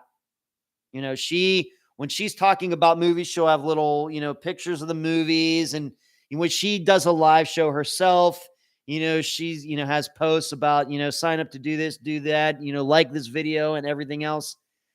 This is what's going to be coming to the live show in the near future. Probably not next week, but it's coming. So I'm very, very excited about that. I'm hoping that is, of course, going to boost the live show numbers. If it can be accessed more easily, if people don't have to go from one app to another and back and forth, wherever they are on that particular evening is where they can watch the show, then I think that's better for everybody. So it's happening, and it's going to, I also took a look at Streamlabs. It's kind of the same, but it does seem that StreamYard is just a little better. Maybe has a couple better reviews and things. So once again, within the next month or so, it's just not going to just be me setting all this up on YouTube to just play on YouTube. It's going to me setting up this live show in StreamYard. And so when I hit the go live button, it will automatically be broadcasting to all of these different places. And in addition, that's probably what's going to happen first. And then eventually, once I get a little artistic with all of it, you'll see some things. And, I won't be so big in the screen. I'll be moved up, into a corner or something. And I'll be able to have a little more interaction. It'll be a little more of maybe visually appealing than just looking at me and seeing my video games in the background and, and seeing my condo in the background. Although I have to say, my opinion, this background's a lot better than when I used to do it over in the other room. I love the Unfound pictures in the background and everything, but that room is yellow and it's horrible. So I barely ever even go in that room anymore. So that is coming. Carrie says, I totally remember the Facebook Monday Night Lives. Actually, it was Facebook. We never did Facebook on Monday nights, Carrie. It was Facebook on Wednesdays or Facebook on Tuesdays. But that was way, way early on Tuesdays. Very, very early on. Marty says, that will be awesome. Carrie says, I love StreamYard. Charlotte says, interesting, Carrie. That is what Jill and I use now. If life can slow to do more. Carrie says, we played with a lot of options. StreamYard will give you the best bang for the buck.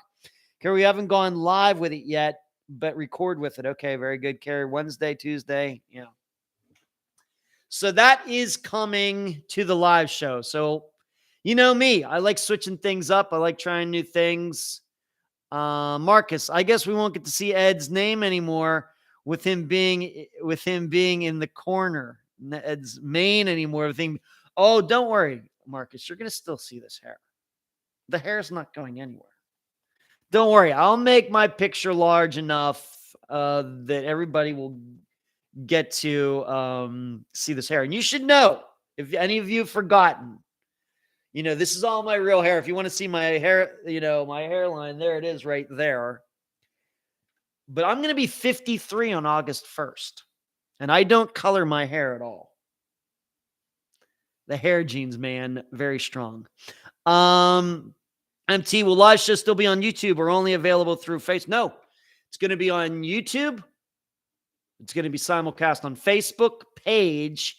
It'll be in the Facebook group, and it'll be on Twitter. It'll be on all of them at the same time, MT. So if you want to come to YouTube and view it like you usually do, you can do that. You won't notice a change at all.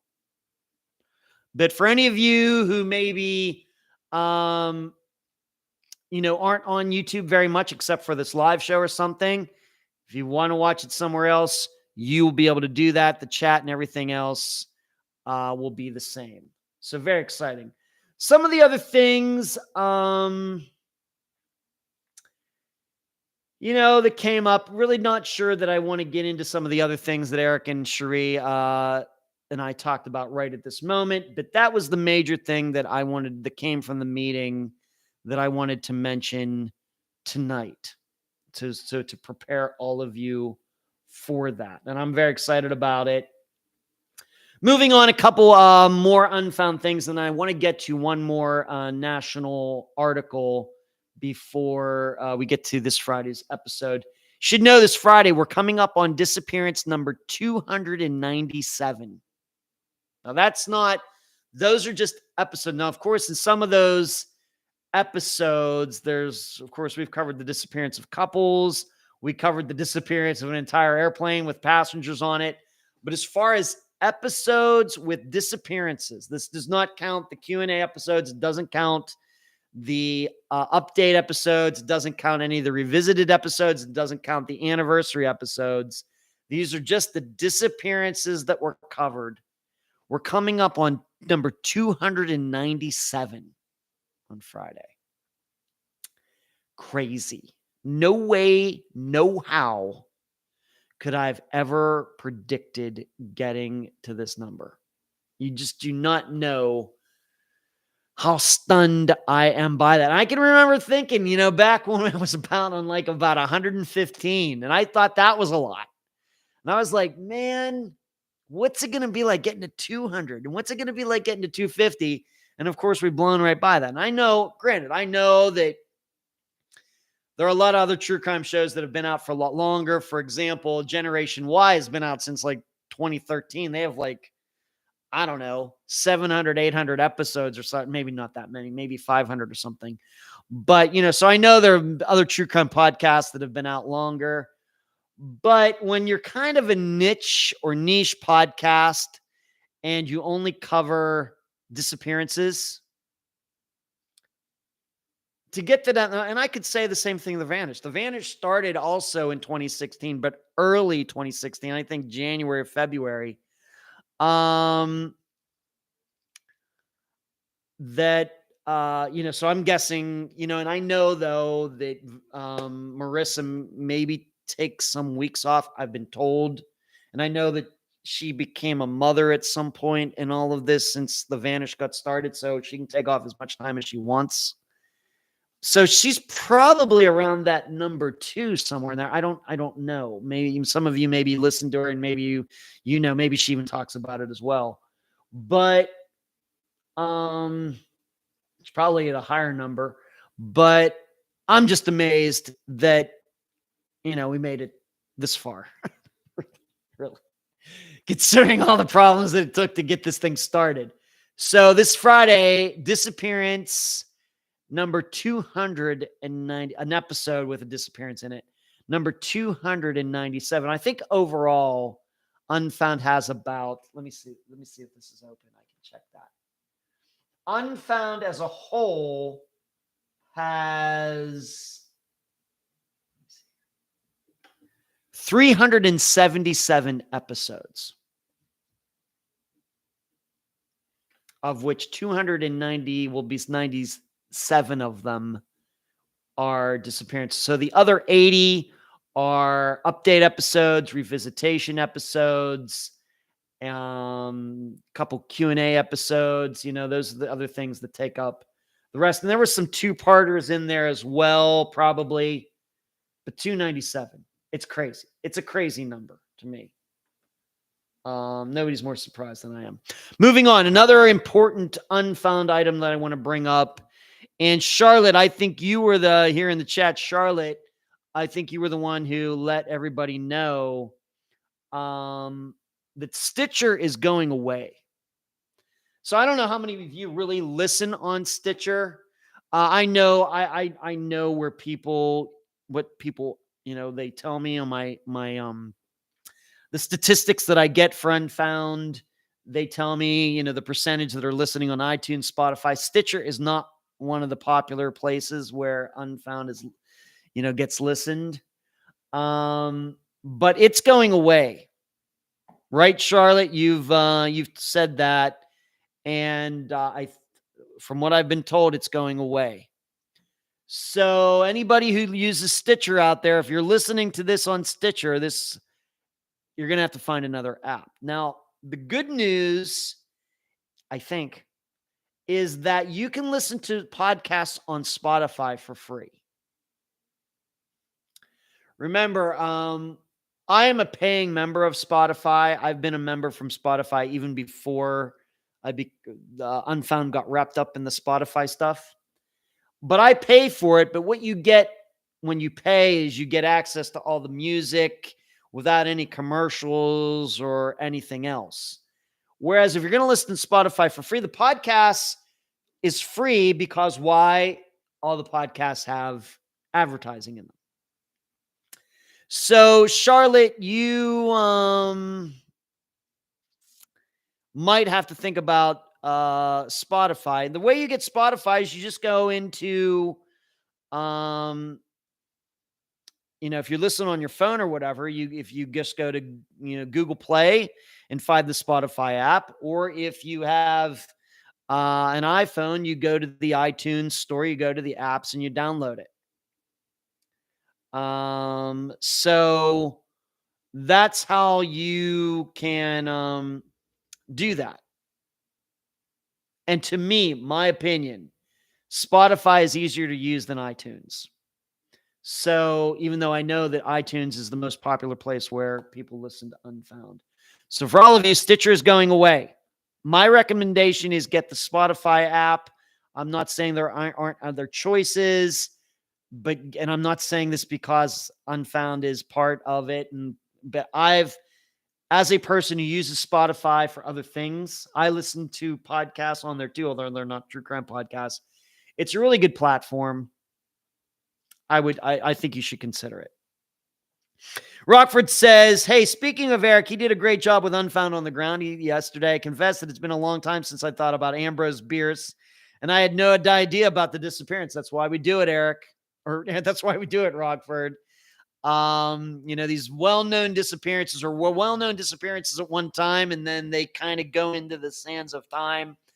That's kind of what we do with Unfound on the Ground. So I'm glad you enjoyed it after the think tank last night. And that is something what Rockford's talking about is something that premium Patreon members get at the $12 a month level and above. It's a monthly series that my assistant Eric does, looking at well-known disappearances from history. Marty, it's a heck of a quest getting through all 300 some episodes. I know, Marty. I've done it. It's free on Spotify. Rockford, so true, Marty. Just did Ashley Summers and Charles Thompson last week. Also a Stitcher user and soon to be a former one, I guess. Yeah, it's going away. I don't know what's going on at Stitcher. Really, I've never really ever used Stitcher for anything. Deborah says, I don't know how to get a new one. Charlotte, I like it because all my podcasts are in place and it's so easy to use. I'm sure they're all on Spotify and you can line them up. It's just going to be a learning curve there, Charlotte. Marty, I'm a Spotify user. Carrie, I have a free Spotify account and love using it. There you go. MT also likes Stitcher. Charlotte, okay, thanks. I'm not sure which one all you use. Carrie, Charlotte, you can save it in your favorites. It's easy to use. Charlotte, Marty, yes, Spotify is very easy to use, Marty. You're well on the quest, Rockford. I just did Rodney Kaiser today. Well, Rodney Kaiser goes back to about, 2020 maybe? When we covered his disappearance? Yeah. From Virginia? Okay.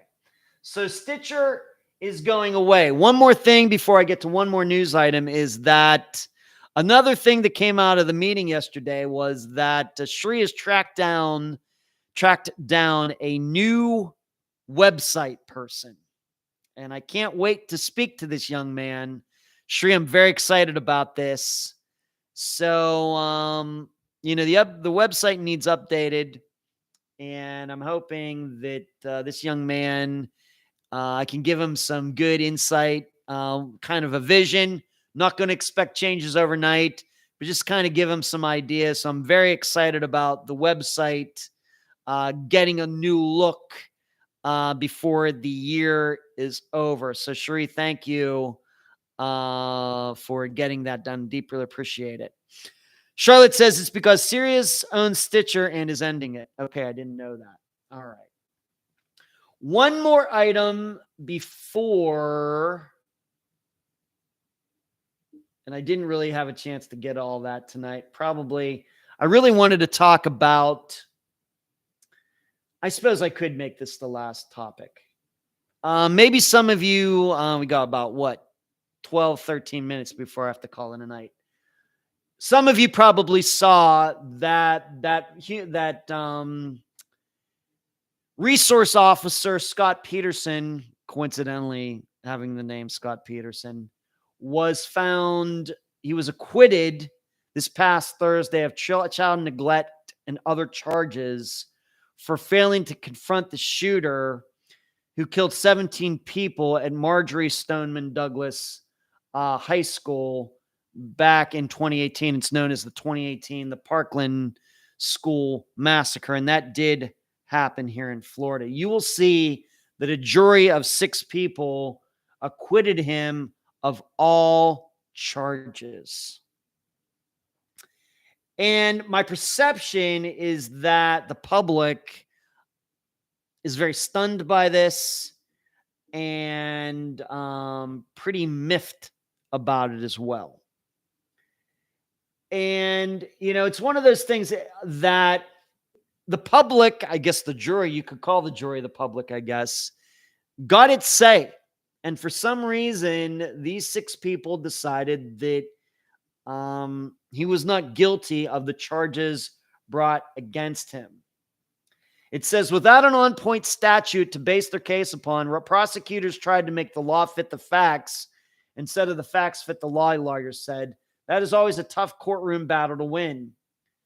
The Peterson case has always been an uphill climb for the prosecutors, Miami criminal defense attorney said. Feel bad for the victims and their families. Their pain will last for a lifetime. For them, the disappointment of the system continues. It was compounded by the state pushing forward on this case, despite the high odds of obtaining a conviction.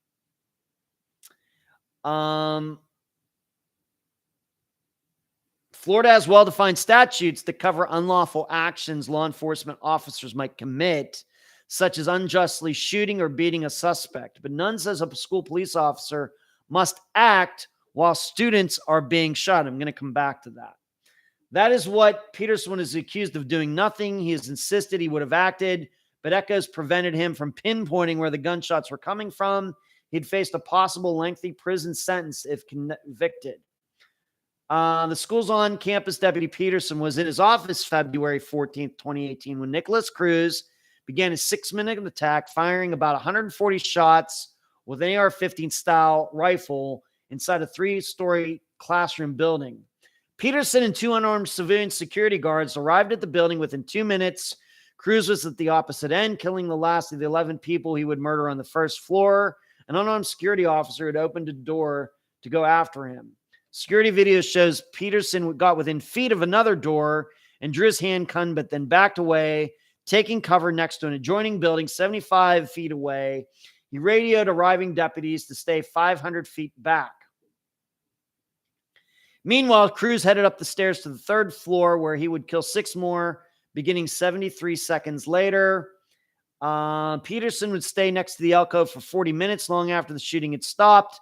Cruz had fled and other officers charged inside. By the way, this is different than the Uvalde situation, what was kind of the same that happened much more recently. 8 days later, then Sheriff Scott Israel, who was under political pressure for the shooting, said his video review of Peterson's actions made him sick. Peterson retired, was then retroactively fired. Israel was also fired 11 months later by Florida Governor Ron DeSantis shortly after he took office. Peterson's attorney, Mark Iglarsh, has said Israel's comments unjustly set the community against his client. He said Israel never spoke to Peterson to get his side, though they had been friends. Every one of us erroneously assumed that my client knew the kids were being killed in that building, and he just didn't go in. The jurors made it clear that their verdict that couldn't be further from the truth. He did everything he could. Circuit Judge Mark Fine sealed the jurors' names, and none came forward Friday to say whether they believed Peterson or simply didn't think the law fit. More than a year after the shooting, prosecutors charged Peterson.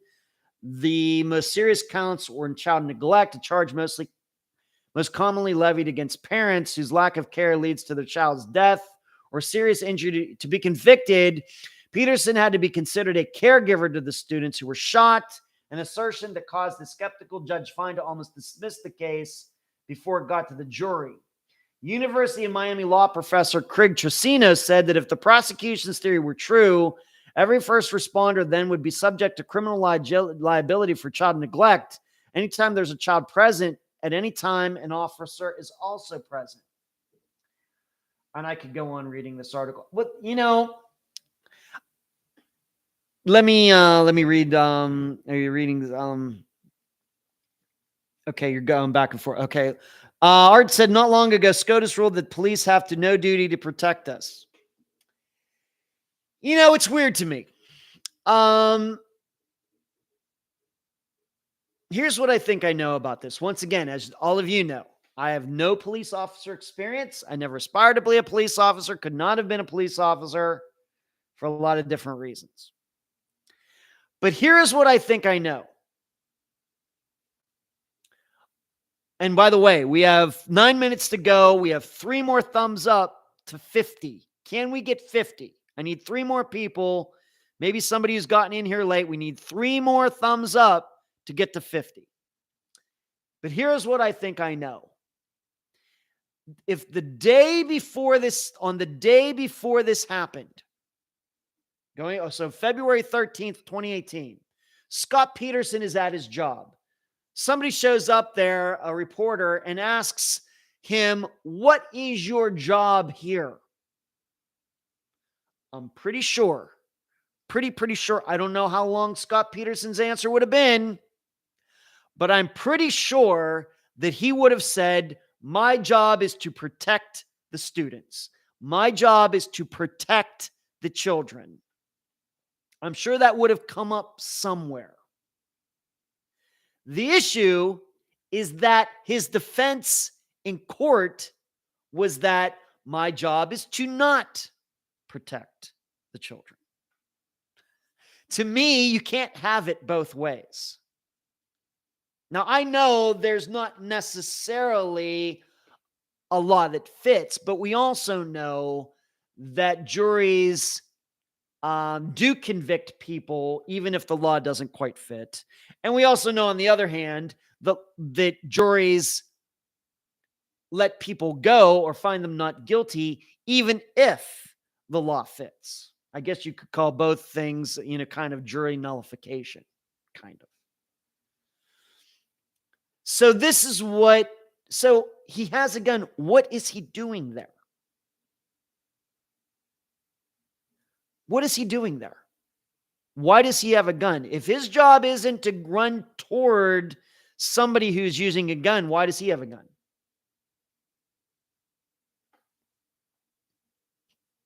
It gets a little confusing to me. Now, I know what the law says, but that's, this is why and I was just with my friend Sarah on Saturday. We were actually talking about this, about jury duty. I've never served on a jury.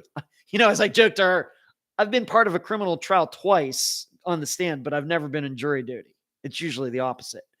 I've only one chance and then it got canceled. That's been it. But this is probably the reason that I'll never make it on a jury, because these types of things don't make any sense to me. I probably would have hung that jury. Probably. And we do get to 50. Thank you so much. Whoever just gave those last 3 thumbs up, thank you so much. Thank you. I'm just ecstatic. Thank you so much for the thumbs up tonight. Really, everybody got in the spirit of getting to 50. We got to 40, then 45, then 50. It's spectacular. This is why I can't be on a jury. I'll say it again. I'm pretty sure anytime Scott Peterson, up until that day, if he was asked at a picnic, at a baseball game or anything, "Yeah, I'm a resource officer at the school. What does that mean? What do you do there?" Well, my job is to protect the children. I make sure everything's smooth. There's any suspicious people on campus. Overall, I'm just there to protect the kids. A lot of crazy people, schools getting shot up and everything. That's why I'm there. But then when a shooting happens, he says, oh, wait a minute. My job's not to protect the children. My opinion, and I even went to Wikipedia. I even typed in, what is a school resource officer? Here's what Wikipedia says. The United States Department of Justice defines school resource officers as sworn law enforcement officers responsible for safety and crime prevention in schools. Now, I'm pretty sure stopping the killings of students qualifies as crime prevention. Pretty sure. Pretty sure. This is not helping things. Obviously, and I'm not here to get into politics, but we know that over the last, let's say, 5 years, police have been, under attack. A lot of people coming out against the police, defund the police, all these things. And I'm not here to come down on any side of it. But I'm telling all of you police officers, any people in law enforcement, this doesn't help. If you're all ticked off about what's been going on and law enforcement, police officers getting let go and fired and budgets being reduced and everything, this kind of stuff doesn't help. In addition, on the other hand, for public schools, doesn't help them either. Because I'm pretty sure that the teachers, my sister was a teacher. My sister-in-law was a vice principal at Largo High School, on and on and on. My dad was a teacher. I know all about education. I'm pretty sure all those people on campus think that the guy who walks around on campus with a gun is supposed to protect them. Pretty sure. Pretty sure. Oh, my goodness. Oh, my goodness. And unfortunately, when this kind of stuff gets out, it only makes it more likely that this kind of stuff is going to happen again. It's just, let me see. If he isn't the police job to protect the innocent and endangered, whose job is it? Kathy. Okay. Deborah says, not everyone is wired to be a hero. I feel you wouldn't know until it actually happens to you. Well, I realize that, but there should be penalties for not doing your job. Now, once again, the jury decided it wasn't his job. Then what's he doing there? What's he doing there? I think everybody was under the impression that was his job, even if the law didn't say so. They went to school. These teachers went to the school. The students went to the school under the belief that he was supposed to protect them.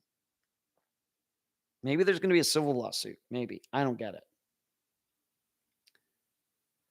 Carrie, I truly believe no one knows what they would actually do until they found themselves in that position. Well, once again, I'm not saying, but there should be a penalty for him not doing his job. No different than a truck driver who takes a wrong turn. Your job is to stay on the right side of the road. There will be penalties if you don't. Being a coward isn't against the law, though.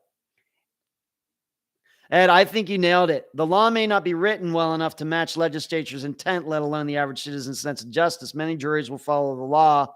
Others will nullify. Right, Shuri. Here was a law and order about that, but it's still a hard thing. I concur with the jury on this one. Rockford, my friend Kathy will tell you that even some tax lawyers rely on technicalities to get their clients out of assessment penalties rather than try to rely on substantial arguments. Rockford, by the way, Kathy, okay. Marie, I agree on 100%. It's easy to say he's a coward. You don't know what you do. You know what? Once again, if he doesn't want to go in there and do that, okay, there should be a penalty for that. Because he's there. They're all there. They're relying on him. He's letting them down. They think he knows his job. He's told everybody probably what his job is. And when you don't do that and other people are relying on you, there has to be a penalty. That's how civilization works. We rely on other people for things. And if you don't do that, there's a price to pay. You know, we all have a contract between each other that we're going to do the best we can. And when we don't, there has to be consequences. For this guy, there are no consequences. It was his job and he failed, but whether it's criminal is another matter. Kathy, okay, Carrie, the prosecution filed wrong charge, but what is the correct charge? They can only convict if they prove every element of the law. Okay. Yeah. All right. I think I've beat that enough into the ground, but there's just something wrong. It's a travesty. It is a travesty. All right. This Friday, we're not leaving Texas. We were in Texas last Friday. We're going to stay in Texas, but we're coming up much more recently to May 1st of 2016 for the disappearance of Bianca Carrasco. Carrasco. From San Antonio, Texas. Have two guests, Julie Stinson, who is a friend of Bianca's, and Bianca's sister, Giovanna Burney. Bianca, like I stated earlier, this is very much like the disappearance of Suzanne Morphew. Bianca was in a relationship with her husband, Daniel. She had a guy on the side. And she was also frustrated with her marriage. She had been married 10 years. She was thinking about getting out. And on this particular day, allegedly, she and Daniel had a fight. He claims that she walked off. Then he left in his truck with their daughter, leaving two other kids at home, a 10-year-old and an 8-year-old. He passed Bianca walking down the street of their neighborhood. He went to Odessa, Texas. She was never seen again. That is the setup for this disappearance. So once again, if you want to start checking it out, Bianca Carrasco, Carrasco, from San Antonio, Texas, May 1st, 2016. And we have two guests. I do not have a theme or title for the episode yet. I'll be working on that tomorrow. So there you go. That is all I have for tonight. Thank you all. We got to 50 thumbs up tonight. That is spectacular. Great job, everybody. I just am so humbled by that. Thank you so much. But we're going to start doing this every week, so you got to get used to it. But I think it's going to be a little easier given that we're going to have more locations where this live show is going to be playing. That's all I got. Keep your heads on swivels. Think about becoming a Patreon member, patreon.com/Unfound Podcast, or join here. Of course, there's also PayPal, paypal.me/Unfound Podcast. We have a sale, July 4th sale in the store tomorrow, unfound-podcast.myspreadshop.com, 23% off everything if you'd like to partake in that. Everybody have a safe 4th. Stay away from the fireworks. I hope you all come out with 5 or 10 fingers and 10 toes. And you'll see and hear me on Friday for the disappearance of Bianca Carrasco. Good night, everyone.